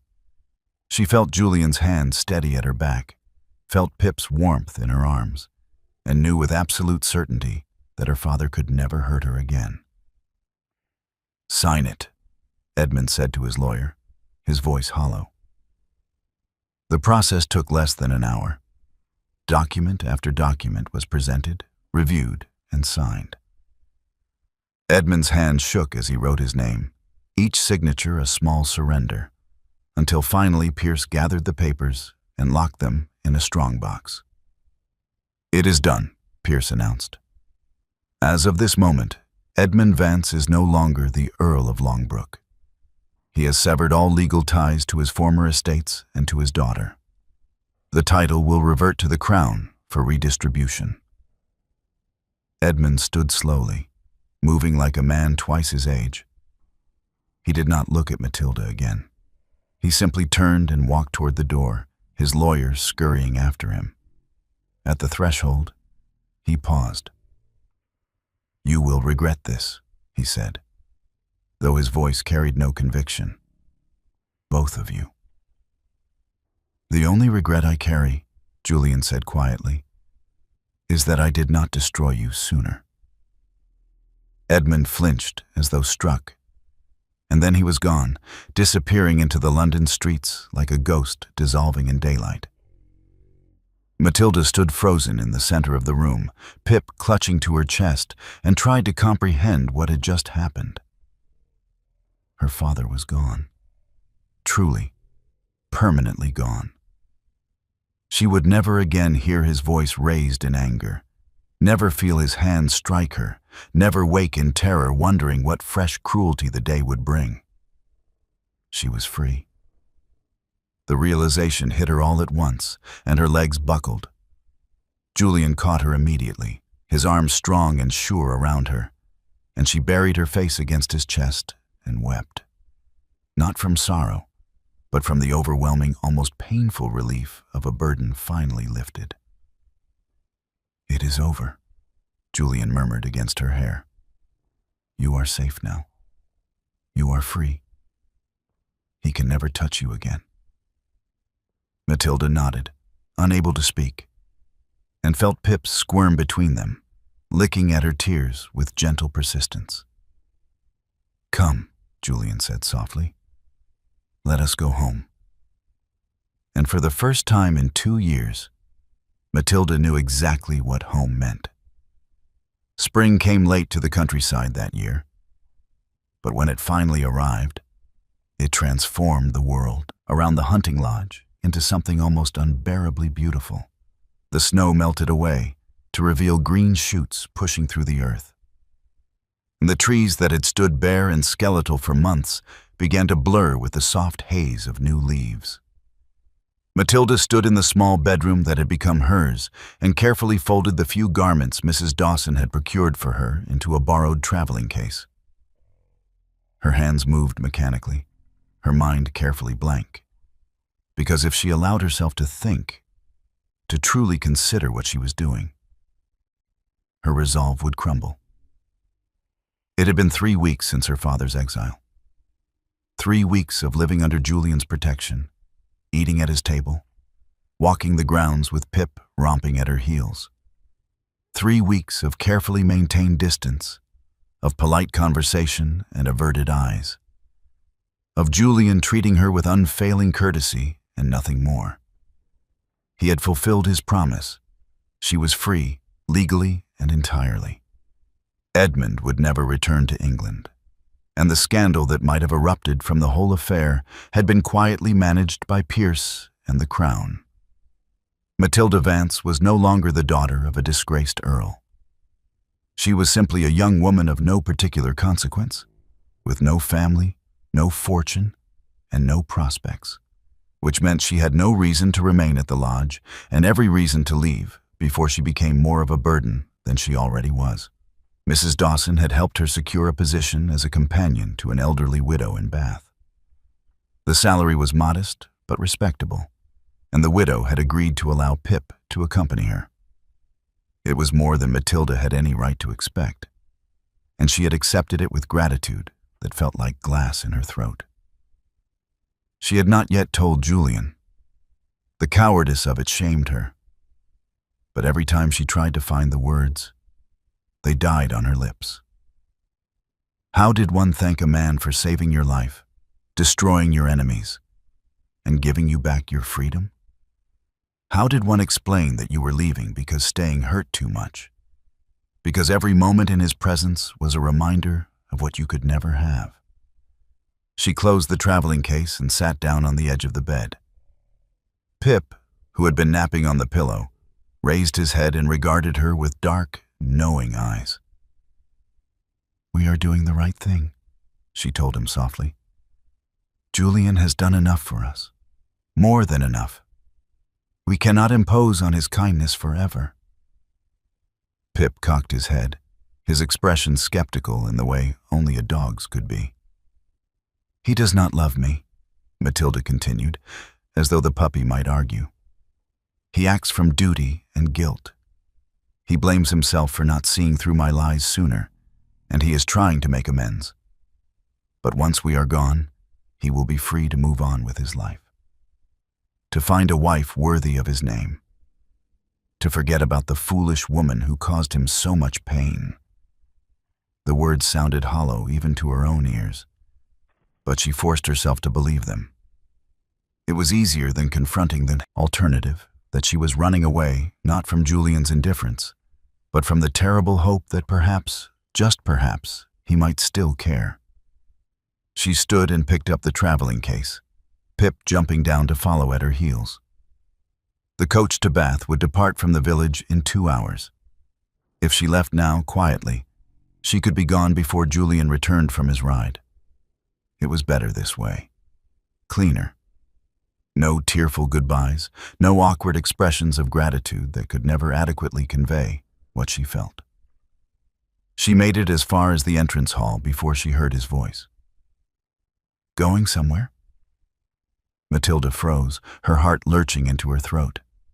She turned slowly to find Julian standing in the doorway of the study, still in his riding clothes, his expression carefully neutral. But his eyes, his storm-gray eyes, were anything but calm. "Your Grace," she said, setting down the traveling case with trembling hands. "I did not hear you return." "Clearly." Julian's gaze moved from her face to the case and back again. "You were planning to leave without saying goodbye." It was not a question, and Matilda could not lie to him. Not anymore. "I thought it would be easier." "For whom?" Julian asked quietly. He moved into the hall, each step measured and deliberate. "For me? Or for you?" "For both of us," Matilda said, lifting her chin. "You have done so much for me already, Your Grace. You have given me my freedom, my safety, my life. I cannot continue to impose on your hospitality indefinitely. It is time I made my own way in the world." "I see." Julian stopped a few feet away from her, his hands clasped behind his back. "And where, precisely, do you intend to make your way?" "I have secured a position as a companion to a widow in Bath," Matilda said, proud that her voice remained steady. "Mrs. Dawson was kind enough to assist with the arrangements. The position includes room and board, and the lady has agreed to allow Pip to accompany me. It is a good situation." "A good situation," Julian repeated, and something dangerous flickered in his expression. "You are going to bury yourself in Bath as a paid companion, wasting your intelligence and spirit tending to someone else's vapors and complaints. And you call that a good situation?" "It is respectable employment," Matilda said, stung by his tone. "Not all of us have the luxury of choice, Your Grace." "Do you not?" Julian took another step closer, and Matilda's breath caught at the intensity in his eyes. "Do you truly believe you have no choice, Matilda? Or are you simply too frightened to claim the one you actually want?" "I do not understand." "Do you not?" Julian's control seemed to snap. He closed the remaining distance between them, his hands coming up to grip her shoulders. "Then allow me to clarify. You are leaving because you believe I saved you out of guilt, because you think my care for you is merely duty dressed up as kindness, because you have convinced yourself that I could not possibly want you to stay." Matilda's eyes burned with sudden tears. "And am I wrong?" "Yes," Julian said, and the word was fierce, absolute. "You are catastrophically, completely wrong." He released her shoulders only to cup her face in his hands, forcing her to meet his gaze. "I did not save you out of guilt, Matilda. I saved you because the thought of you dying in that snow nearly destroyed me. I did not pursue your father's ruin out of duty. I did it because the idea of him walking free while you bore the scars of his cruelty filled me with a rage I have never known. And I did not ask you to stay at this lodge out of obligation. I asked because I am a selfish man who cannot bear the thought of you leaving." "Julian," her voice broke on his name. "2 years ago, you broke my heart," he continued, his thumb brushing away the tear that spilled down her cheek. "You said words designed to wound, and they succeeded beyond measure. I convinced myself that I hated you, that you were everything shallow and mercenary. But I was lying to myself, because even when I thought I hated you, I could not stop thinking about you, could not stop wondering if you were well, if you were happy, if you ever thought of me." I thought of you every day, Matilda whispered. Every single day. And when I found you in the snow, Julian said, his voice rough with emotion, when I saw you clutching that puppy, protecting him even as you were dying, I knew. I knew that the woman I had believed you to be could not exist. That the truth was something far more complicated. And when you told me what you had sacrificed to protect me, when I understood the depth of your love, he broke off, his forehead dropping to rest against hers. It shattered me, Matilda. The realization that you had loved me enough to destroy yourself. That I had wasted 2 years hating you when I should have been moving heaven and earth to find the truth. You could not have known, Matilda said, her hands coming up to clutch his coat. I made certain I should have known, Julian insisted. I should have trusted my heart instead of my wounded pride. And I swear to you, Matilda, I will regret that failure for the rest of my life. But I will not make the same mistake twice. I will not let you walk out of this house believing that I want you gone. Then what do you want? Matilda asked, barely able to speak past the hope and fear warring in her chest. Julian pulled back just enough to look at her, and what she saw in his eyes stole her breath. Not duty, not guilt, but something raw and honest and utterly devastating. I want you to stay, he said simply. I want to wake every morning knowing you are here.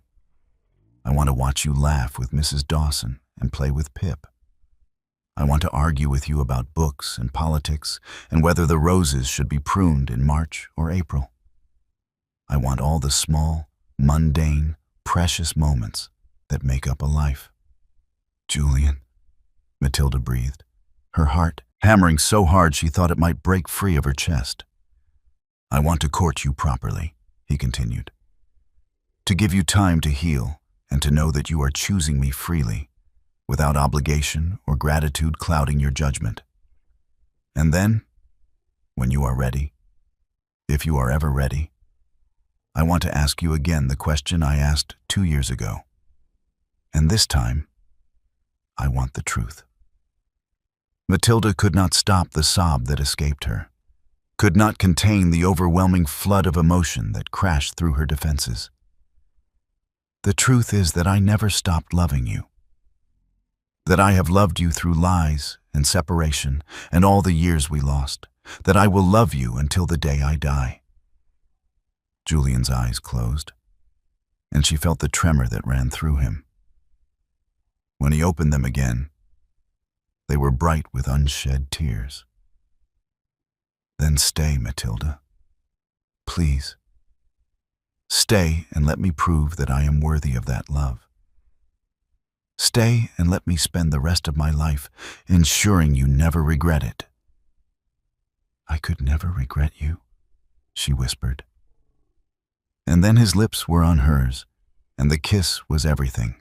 Apology and promise, grief and joy, all the lost time and all the hope for the future distilled into a single moment of perfect understanding.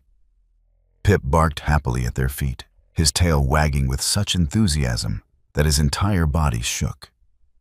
When they finally broke apart, both breathing hard, Julian smiled, truly smiled, for the first time since she had found her way back to him.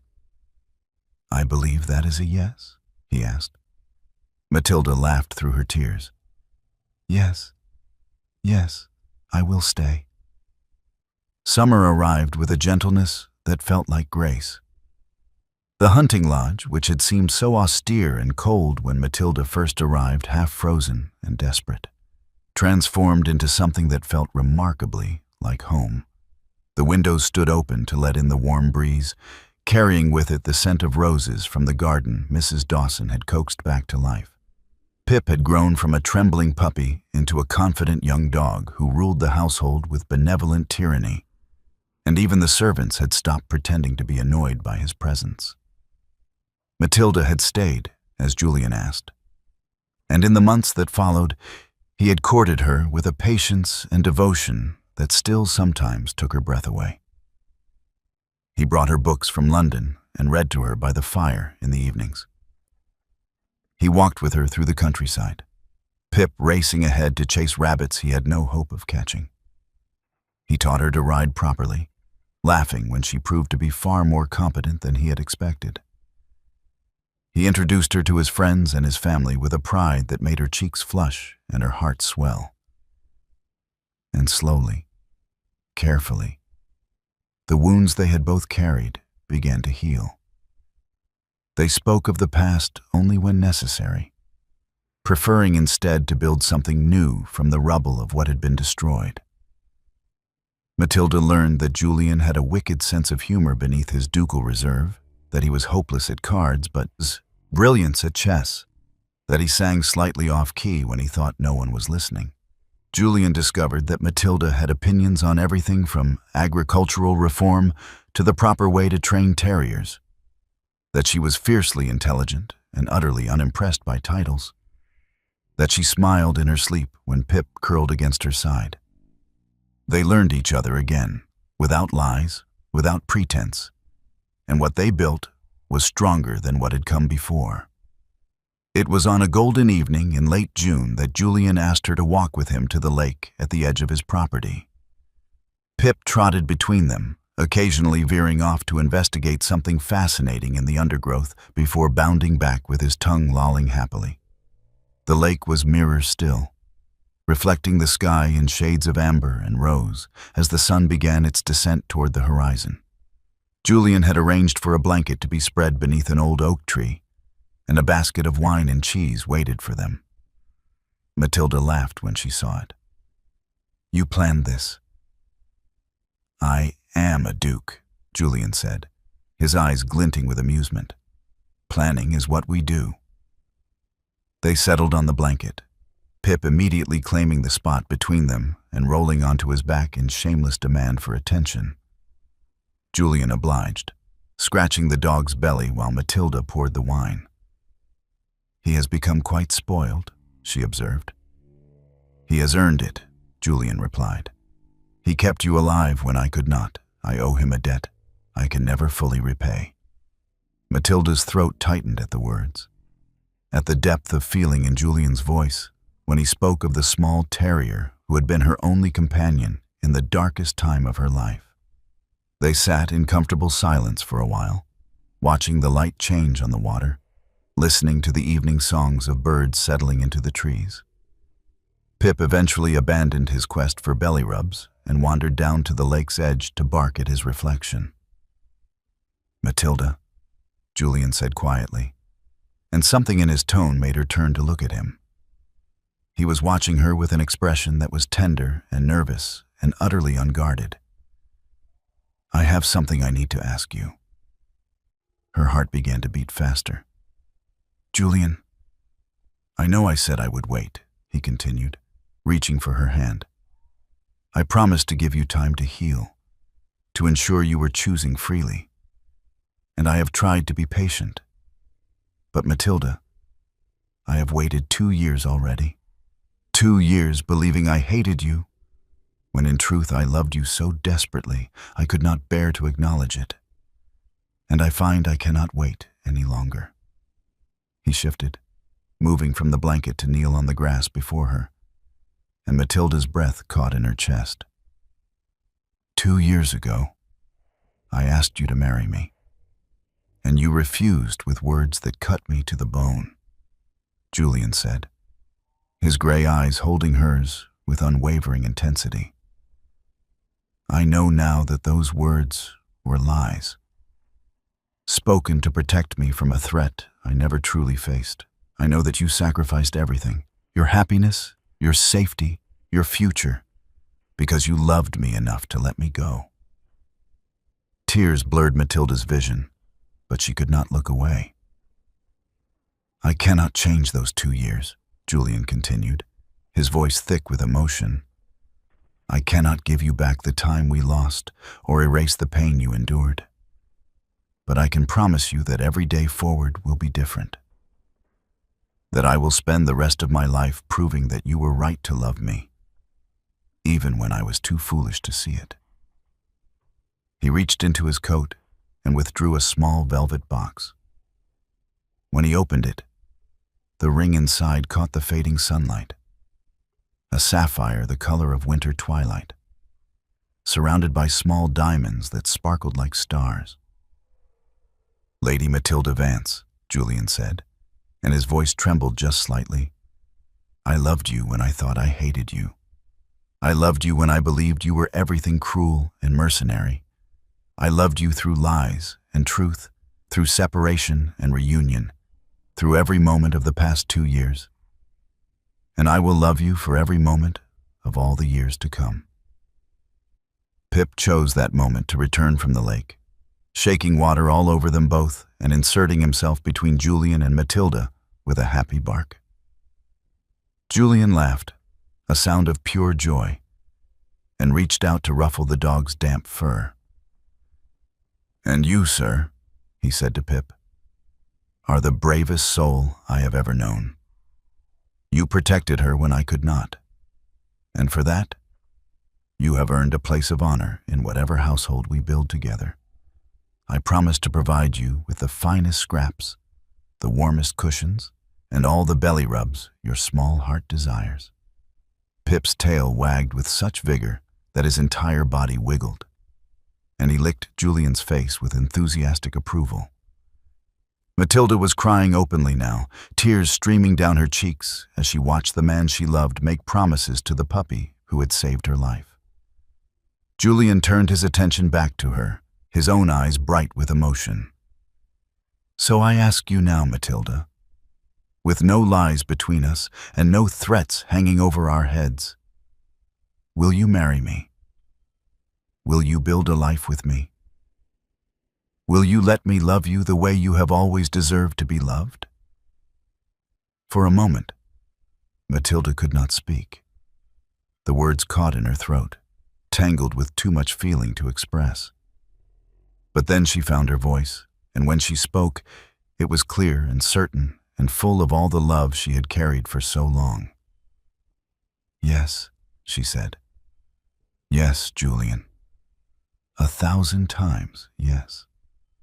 He surged forward, catching her in his arms and kissing her with a fierce tenderness that spoke of promises kept and futures claimed.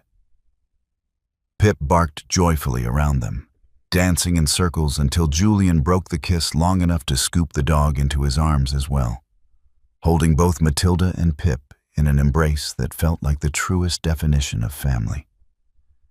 When Julian finally released them to slide the ring onto Matilda's finger, his hands were shaking. The sapphire settled against her skin as though it had always belonged there, a perfect fit, a perfect promise. "It was my grandmother's," Julian said softly. "She was the strongest woman I ever knew before I met you. She would have loved you."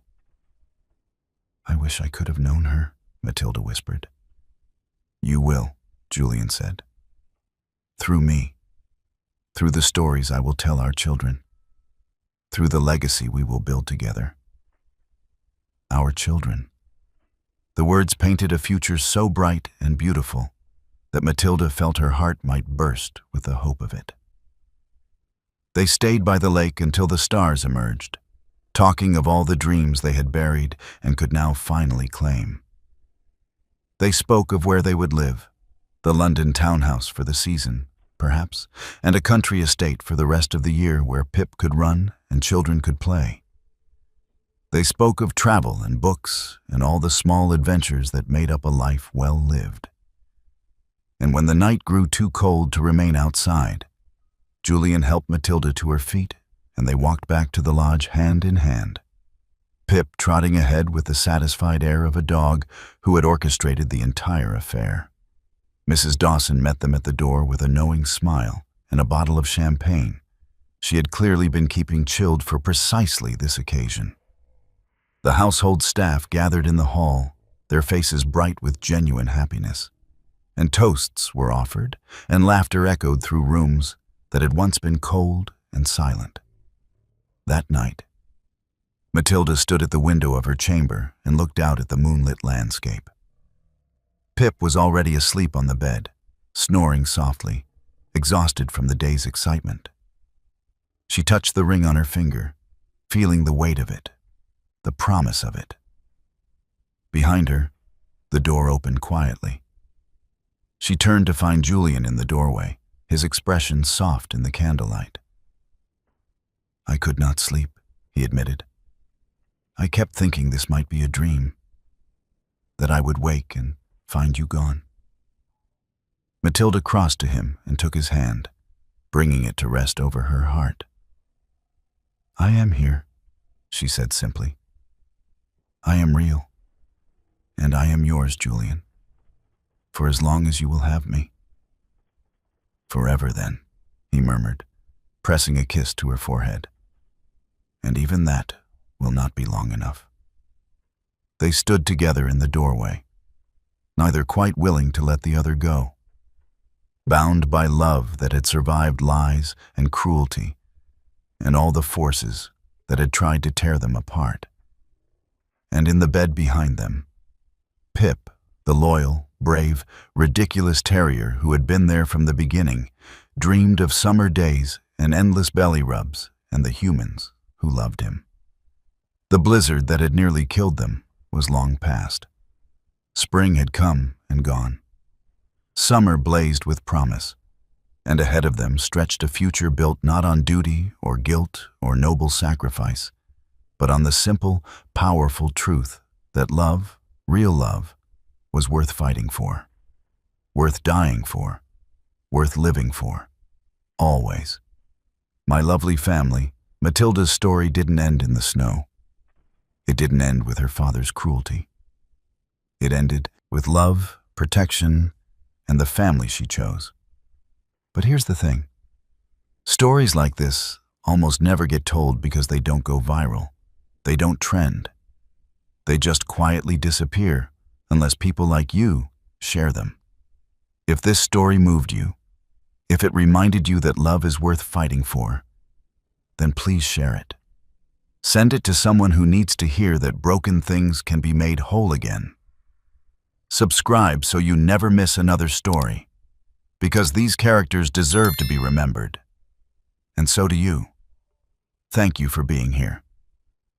At the end of this video, you'll see a suggestion for another powerful story from our channel. Click it and let yourself be surprised by even more unforgettable emotions with love. The Victorian Royal Stories team.